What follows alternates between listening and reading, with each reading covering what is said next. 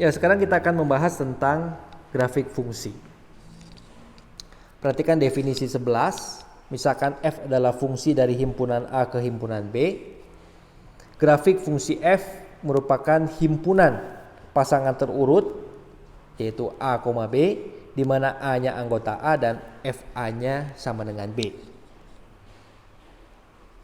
Ya, kita perhatikan untuk fungsi Fn sama dengan 2n plus 1.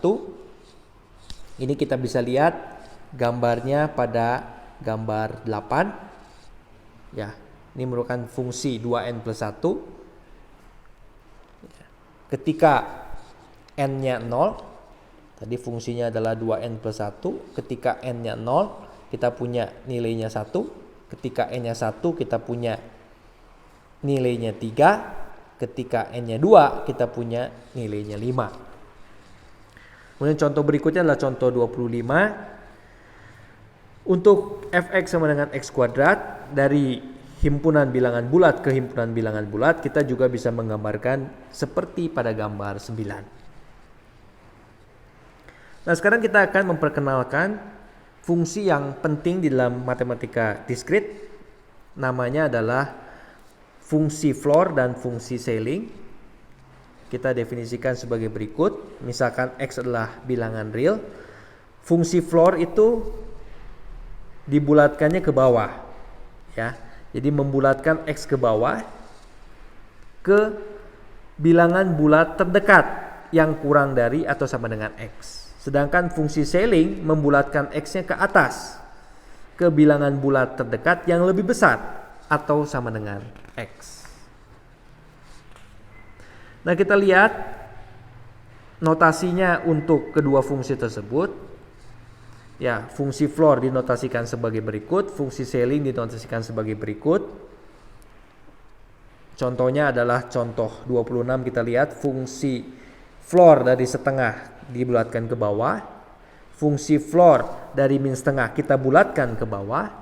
Fungsi floor dari 3,1 kita bulatkan ke bawah. Sedangkan kalau dia sudah bulat tidak perlu dibulatkan lagi. Sedangkan fungsi ceiling dari setengah kita bulatkan ke atas. Fungsi ceiling dari min setengah kita bulatkan ke atas. Fungsi ceiling dari 3,1 juga kita bulatkan ke atas. Sedangkan kalau sudah bulat dia tidak perlu dibulatkan. Nah,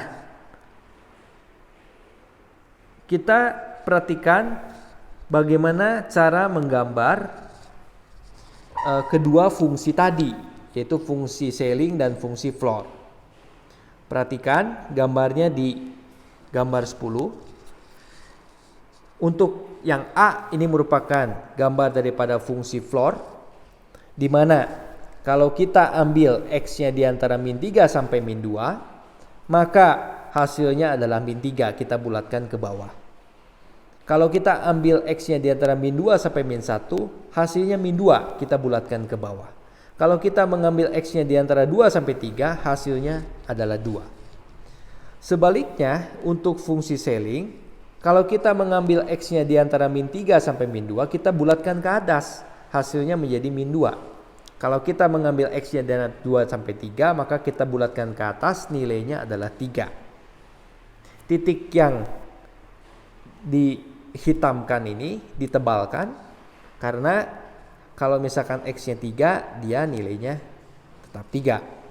Tapi kalau dia x-nya 2, dia akan jatuhnya di sini. Sama penjelasannya juga dengan fungsi ceiling. Fungsi floor maksudnya. Nah, Anda bisa lihat juga pada tabel 1 yang merupakan properties daripada fungsi floor dan fungsi ceiling. Ya. Yang pertama adalah 1A. Fungsi floor ini sama dengan n kalau x-nya diantara n dengan n plus 1. Ya. Kemudian kita juga bisa menuliskan yang B. Ya. Fungsi ceiling sama dengan n kalau x-nya diantara n-1 sampai n. Lalu akibatnya fungsi nomor 1C kita bisa mengatakan bahwa n-nya untuk fungsi floor, n-nya di antara x-1 sampai x, dan yang D, n di antara x sampai x plus 1 kalau untuk fungsi ceiling. Dan nomor 2, ini dikatakan bahwa X itu lebih besar sama dengan floor dari X, dan floor dari X lebih dari X min 1, dan X ini akan lebih kecil sama dengan fungsi ceiling daripada ceiling dari X, dan ceiling X lebih kecil daripada X plus 1.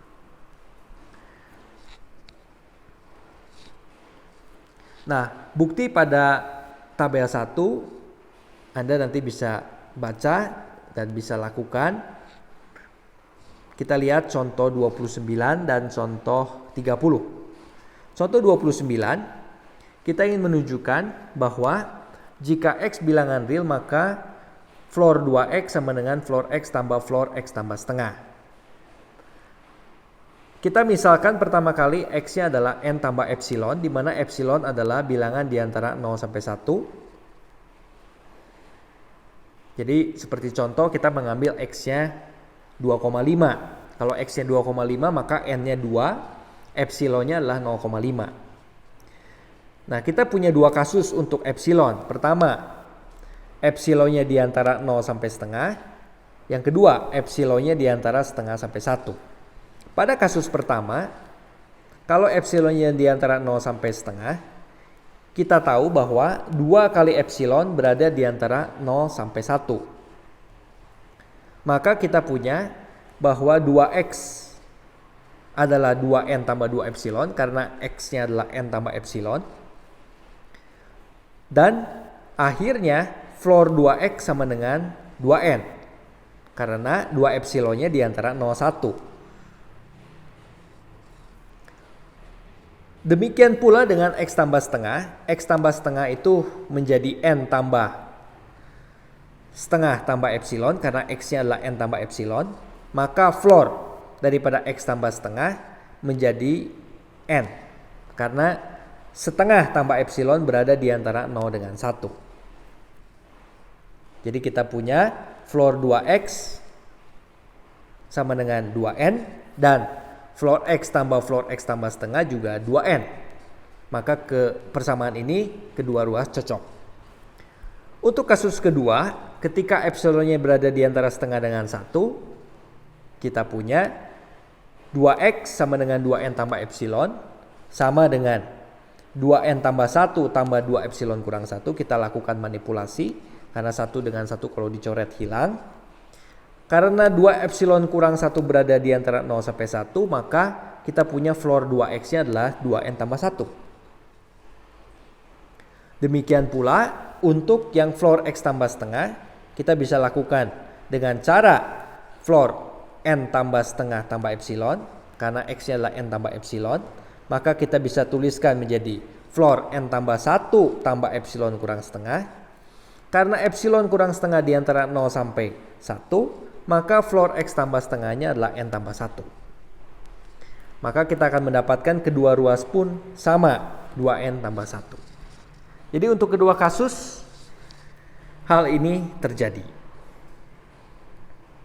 Contoh terakhir adalah contoh 30. Kita ingin memperlihatkan bahwa ceiling daripada X plus Y itu tidak sama dengan ceiling X tambah ceiling Y. Untuk itu kita berikan contoh penyangkalnya, yaitu misalkan ketika X-nya setengah dan Y-nya setengah, ruas kiri kita akan mendapatkan nilainya 1, tetapi ruas kanan kita akan mendapatkan nilainya 2. Maka persamaan ini tidak berlaku. Nah, sebagai feedback, umpan balik untuk subchapter fungsi ini, yaitu tentang pembahasan tentang fungsi.